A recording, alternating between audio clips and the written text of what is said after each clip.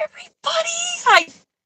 I'm new at this. When I say that, it's just me. I'm talking to me, guys. I'm talking to myself. I am on my way in about half an hour to a home visit, and I wanted to talk a little bit about neuro-affirming information. So if you work with neurodivergent kids or have neurodivergent kids, it's really important that we are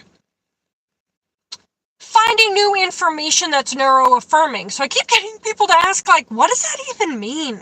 What sort of things do I need to be thinking about, searching for, finding, so I can help neurodivergent kids, right? So it's not something as easy as just saying that, because the information we've been taught, if we went to school even 5 years ago, is not the information we need right now, right? I graduated with my master's in education in 2005. So that was, oh gosh, guys, that was almost 20 years ago. So almost 20 years ago. And I can't still be using that information. There's new information now, right? Neurodivergent kids grew up to be an adult, and they have platforms which we have to listen to, right? We have to have that lived experience. So what sort of things are we looking for when it comes to neuro-affirming information? So, right, of course I made my list, guys, because my drunk squirrels. And I'm going to try to put it by my phone. Okay, so we're looking at information around masking and exhaustion, right? We keep hearing these neurodivergent kids are fine and wonderful and terrific and awesome, and really they're not. I just hung out with a kid today, and I said, if I'm sitting in your class and they're just kind of, what would I see? Would I see a loud kid, a quiet kid? He said, a quiet kid. I said, quiet outside and quiet inside? He said, no, quiet outside, loud inside. And I was like, what does that mean? He said, I'm going, oh, bleh. He's just like so frustrated, but he knows he's not supposed to be in trouble. So he can't act the way he wants to. So he's masking, and that masking turns into exhaustion and like bouncing off the walls when he gets home, because I see him right when he gets home. So we have to really understand masking. So that's one place, one little path we can dive into is this lane of masking. The purpose of stimming and fidgets, right? If you have kids in your environment that are stimming, what does that mean? Are we having conversations with all kids about why our brains are different and what different things they do, and what the things that we see, what purpose do they serve, right? In my last live stream, it was kids who stim and kids who don't stim, and kids who are neurodivergent and kids who are neurotypical. Have them draw pictures of what's going on inside their brain. You're going to learn a lot, right? And that can start this, it could be a jump off point to this conversation. So that's another place you can go with stimming and fidgets. You can dive into that lane. Special interests. That is how I'm really good with the relationship piece of working with adults and children. I've changed my math, science, behavior field into a relationship field, which I think it should be anyway, and I think it's getting more relational. It's slow going, but we're getting there. And I'm really good at participating in the special interests of kids, and I've figured out how to be with kids and talk about special interests. And with those special interests, I can form this relationship, but I can also get lots of new information. So how do special interests play a role in any of this? Your stance on ABA. So I am neurotypical, and when I was in school, we learned about ABA, and that used to be the golden standard. It's still, some people would argue it is. My stance on ABA is a no thank you.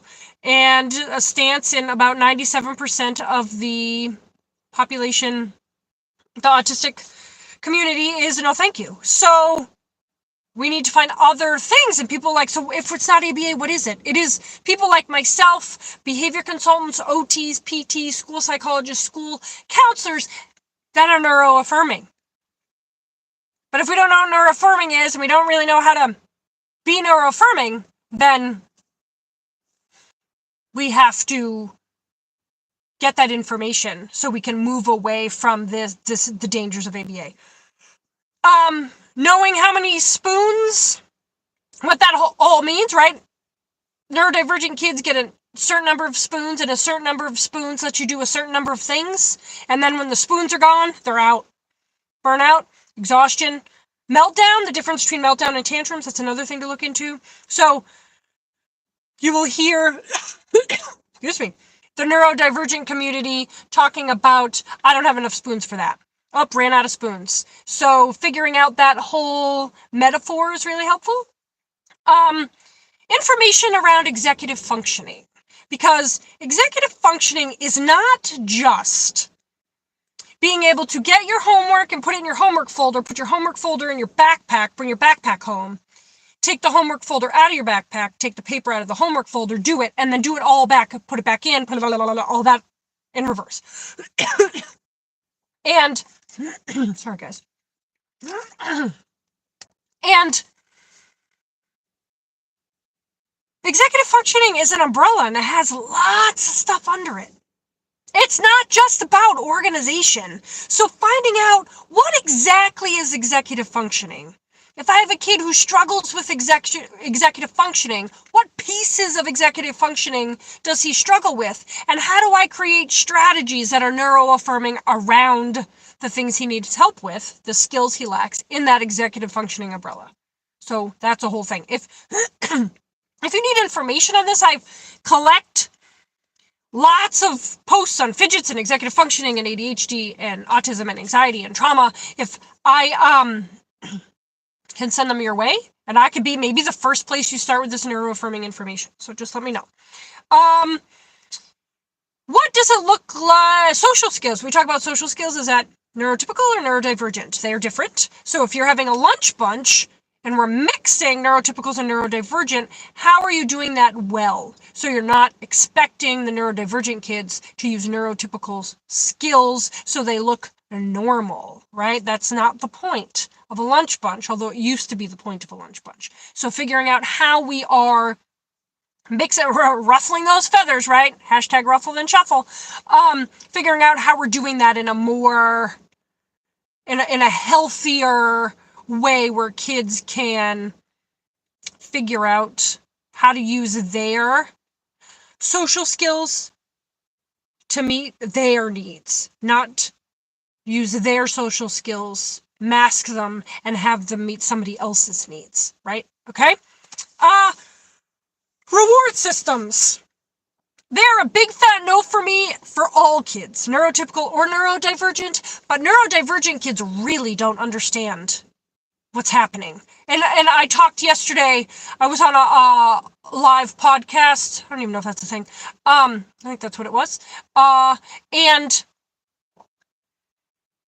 the kids could not, right, like, the kids were on a clip chart, but the teacher wasn't consistent with when you clip down, when you clip up, and that's hard because Mondays I'm having a harder day than Friday, and then the morning's easier than the afternoon, or the other way around, or I'm just grumpy today, or I'm having a hard day, or it's almost Christmas break, or it's January 74th, or, right? So it's hard for especially neurodivergent kids to like figure out what the pattern is here that I'm supposed to be doing, and I lack this skill, and now I'm going inside myself, and I have this increased anxiety, depression, and perfectionism.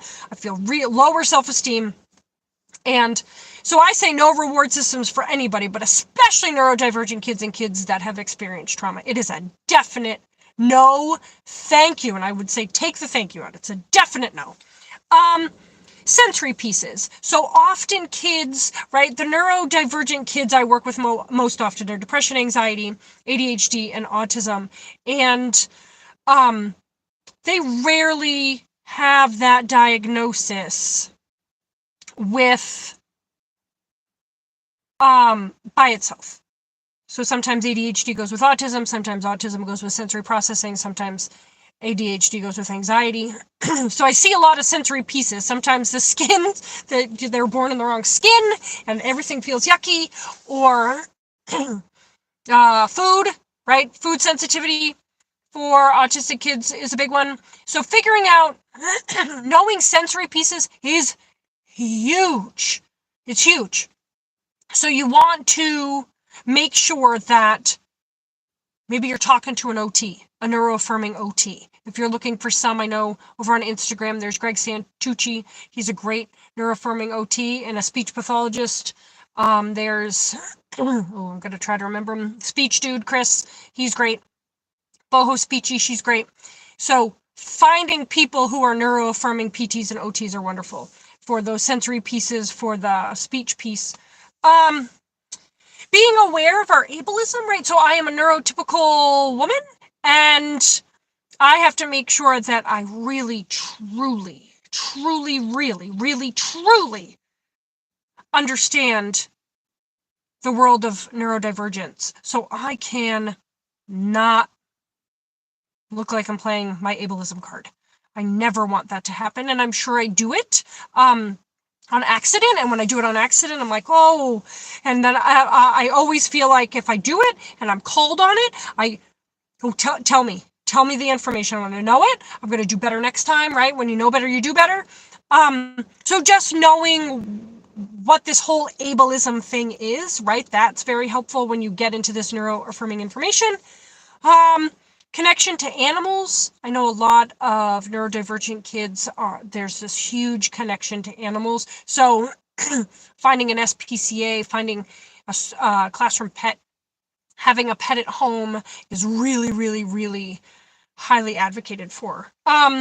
Self-advocacy, teaching kids to speak up, listening to them when they speak up is huge. If they're telling you like, this isn't working for me, or if they're melting down, it's probably not working for them. If they're masking and then you're hearing parents at home say that there's exhaustion and they nap the whole afternoon, we need to, that's them telling us they need something different. And self-advocacy is part of that. So let's teach them the skills to speak up so we can change it for them. Okay, eye contact, right? That's not a thing that we're asking for anymore. Neurodivergent kids find it painful to have eye contact, to use eye contact, to be forced for eye contact. When you do that, they're looking at you. They can't concentrate on what they're supposed to be doing and thinking, and they can't do both. And eye contact is really something that we don't ask for anymore. And I think that that's hugely important. Look, I got two more guys. So meltdown versus tantrums, that we talked about already, right? There's a difference between a meltdown and a tantrum. A tantrum is I want something. A meltdown is, holy moly, I can't keep it together anymore because I've either masked or for something for so long. And the last one I have is love languages. So there's love languages. The love languages I was introduced to, there's 5, and they're neurotypical. I would say they're more neurotypical, and there's neurodivergent love languages, and figuring out what the difference is between those. And I just thought task initiation is a big one. Like, how do we initiate tasks? Because I would just say, I said this to a kid one time, I was like, dude, just use my Nike strategy. He's like, what is that? I was like, my strategy of just do it. And he was like, and he crossed his arms. My ableism card was showing. He crossed his arms. He goes, oh, that's such a neurotypical thing to say. And I was like, oh, wow. What, tell me more. He goes, you think if I could just sit down and do it, we'd be having this conversation? I would have sat down and done it already. And I was like, fair. So I went back and I researched task initiation strategies for a neurodivergent brain and ADHD autistic brain. And I found out some of them I went into school and they did not make sense to me. I was like, I would not find these helpful. But I brought them in and he was like, these are awesome. Body doubling, changing your clothes, setting up an environment where you could